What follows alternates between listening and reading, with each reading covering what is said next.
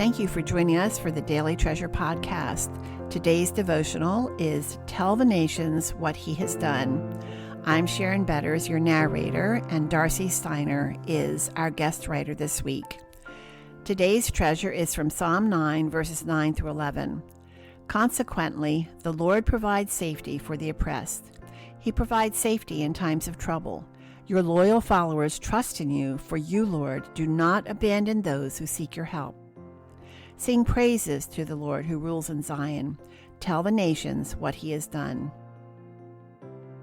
The sweet honey-loving bear in the English tale Winnie the Pooh has a forgetful mind.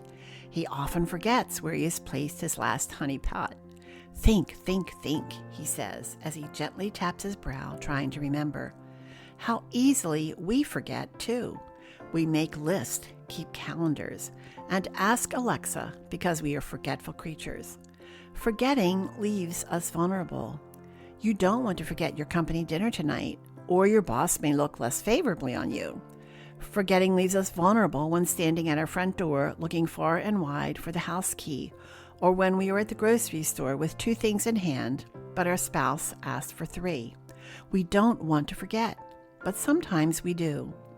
After the Lord saved the Israelites from slavery in Egypt, they forgot, according to Judges 2, verse 12. How can you forget something as important as that? But they did. And we forget important things too. When we forget God, we go astray and even forsake Him by going so low as to follow other gods, including wealth, self, affluence, and work. These gods aren't Zeus, Pluto, or Venus, but gods nevertheless, and all of us are guilty. Let us not forget, but regularly practice remembering the one true God. Think, think, think.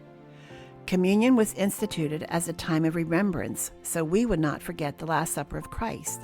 Do this in remembrance of me, Jesus said as he ate a final meal with his friends.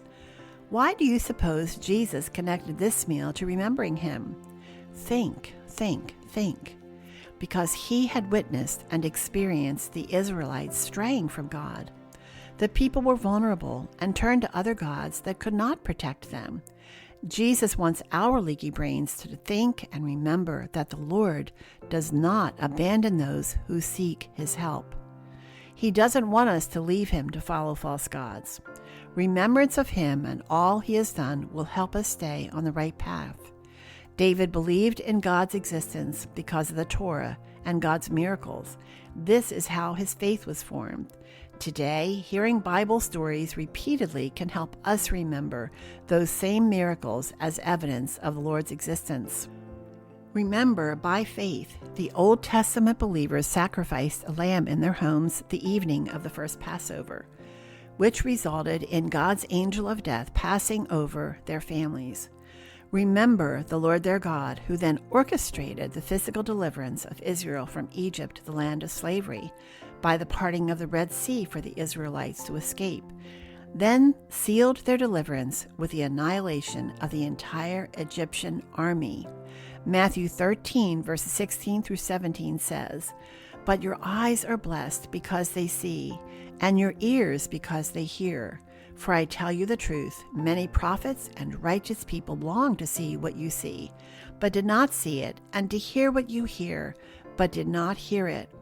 Write down the Old Testament miracles you remember. Now do the same for New Testament miracles. Friends, think, think, think. What would you have thought and felt if you had crossed the Red Sea?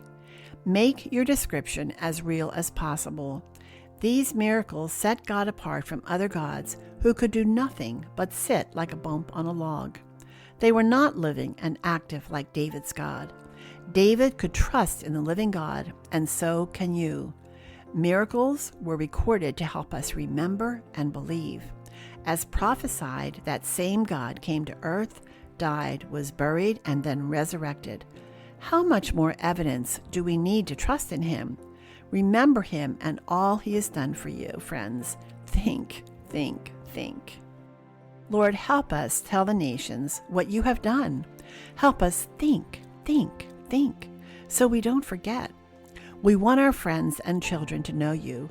May our words bring them to your word, the Bible.